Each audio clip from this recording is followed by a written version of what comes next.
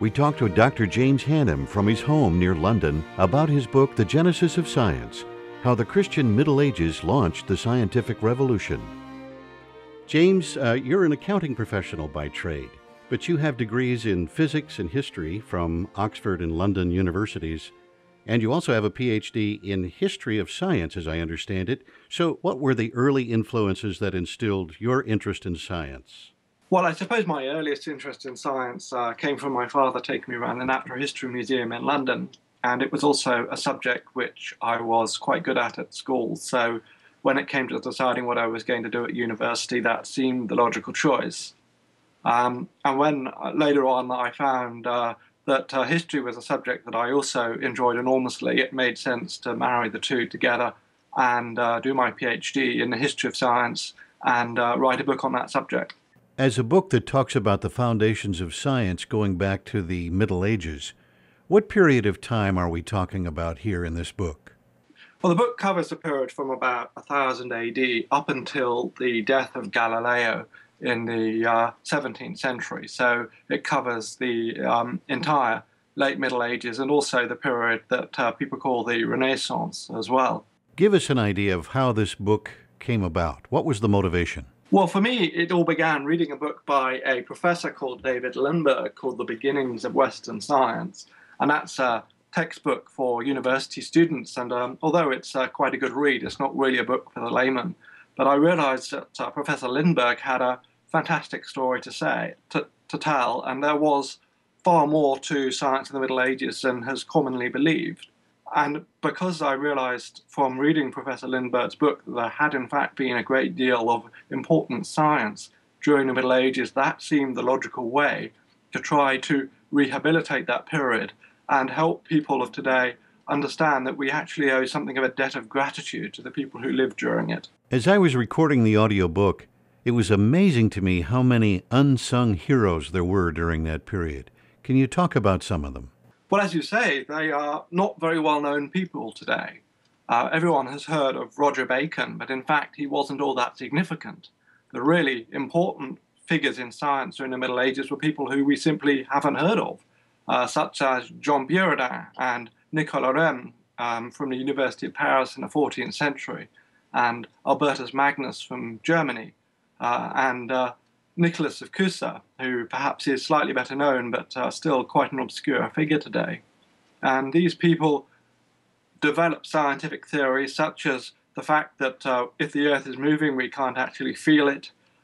They built on ancient Greek ideas about how objects move and how objects fall under gravity. And they really did produce a number of scientific ideas which were directly lifted by the scientists of the scientific revolution, people we have heard of, like Nicholas Copernicus and Galileo, people who are much more famous, even though they were using ideas from people who came before them, who have really slipped into the shadow of history. We were always taught that the Dark Ages was a very negative period. How did that term come about? Well, I think it has to do in part with the great battles between Catholics and Protestants from the Reformation onwards. And Protestants were very keen, I think, to denigrate the Middle Ages as an era where the Catholic Church ruled all intellectual activity in Europe, and they were keen to show that that had been a period of backwardness because the Catholic Church had been, as far as they were concerned, a backwards institution. And so what is really quite startling about finding out about science in the Middle Ages is that although this was an extremely religious age, Christianity was really generally quite an aid to scientific thought, and it wasn't holding it back at all in a way that we had commonly been taught at school. Even though there were conflicts along the way, it seems that the church's support was significant. Well, I think that is true. You're quite right to say there were conflicts, and of course the story of Galileo and his terrible trial towards the end of his life is the classic example of that, and as you know, that's covered in some detail at the end of the book. But I think it is true to say that Christianity was something which was quite important to the development of science, with the belief in a creator God and several other aspects of Christian theology. And on top of that, the church was more than happy to sponsor scientific work, because as far as they were concerned, that was simply the study of God's creation, and that glorified the Creator. During this period, it would seem that science was sort of in the background where theology was in the foreground, and also that you really didn't always separate faith and science like we do today. Well, I think sometime during the 19th century, God was firmly locked out of the laboratory. And I don't necessarily think that that's a bad thing, because science is the study of nature rather than a theological activity.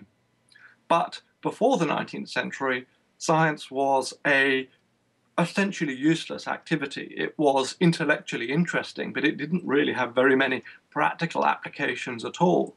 And so it was very, very important that the church thought that science was worth doing because, as far as they were concerned, it had theological value.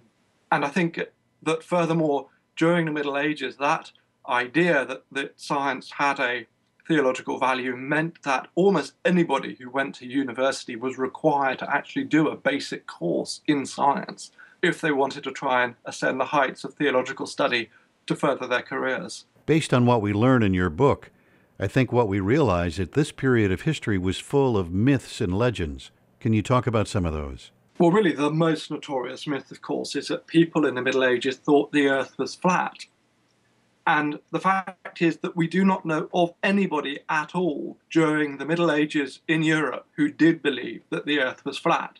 There were one or two people in late antiquity who did think that, but a flat earth is simply something that was invented during the Reformation as a further way to the Catholic Church. And it's incredible that even today, many people believe that Columbus proved that the earth was a sphere. In fact, he did nothing of the sort. Everybody was already perfectly aware of what shape the earth was. For me, one of the most exciting parts of the book is learning what some of the important discoveries were during that period. Tell us about some of those. Well, I think the most interesting scientific discoveries are those which contradicted the ancient Greeks, and in particular, the ancient Greek philosopher Aristotle. For instance, Aristotle said that heavy objects have to fall faster than light objects, and yet it was found in the Middle Ages that this wasn't the case at all. Aristotle said that in order for an object to be moving, it has to be moved by something else, but that's actually the opposite of the truth. And during the Middle Ages, John Buridan came very close to formulating what today we call Newton's first law, the law of inertia. There were also important advances in optics, which fed directly through into the work of Johann Kepler during the 16th century. And on top of that, this Middle Ages were really a very inventive period. So things that today we simply don't think of as being particularly medieval, such as, for instance, spectacles and the mechanical clock, were actually invented during that period. Europeans during the Middle Ages were very happy to simply take ideas from elsewhere in the world, particularly in the Far East, and really improve on them. For instance, printing was invented in the Far East, but was perfected by Johann Gutenberg in Germany during the 15th century. Gunpowder, likewise. So I think it's quite wrong to say that this was a period when there was no progress. This wasn't a period where people were deliberately sitting on their hands and not trying to think about the way things might be different. I found the style of this book to be something that just about anyone could pick up and read and appreciate. What was your thinking going into how you were going to write the book, the style? Well, the reason I wrote the book was because what's in it is simply known to everybody who works in the field of the history of science, and in particular the field of medieval science. I don't claim to have done original research and uncovered new and exciting manuscripts that nobody knew about. I'm simply trying to take material which I think is a fantastic and important story, which has already been discovered by historians and scholars, and put that into a book which is, I hope, and as you kindly say, is accessible to the general reader, to really bring that story to the wider population. The Genesis of Science, produced as an audiobook by audiobookproducers.com and available at Audible, Amazon, and iTunes.